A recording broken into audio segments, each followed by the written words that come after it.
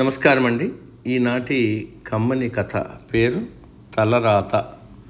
వినిపిస్తున్నది మీ విజయభాస్కర్.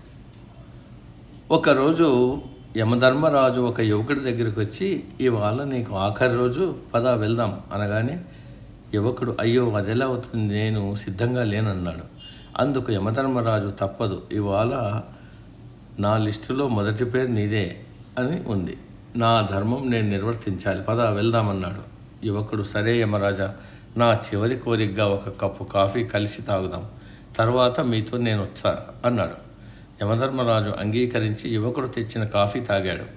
అందులో యువకుడు నిద్రమాత్రలు కలపడం వల్ల యముడు నిద్రలేకి జారుకున్నాడు.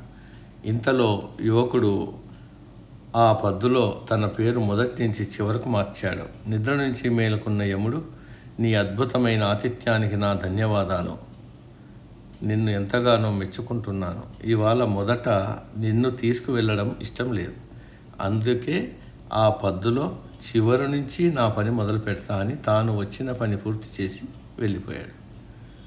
నీతి, నువ్వు ఎంత ప్రయత్నించినా నీ తలరాతను ఎవ్వరూ మార్చలేరు. సమాప్తం.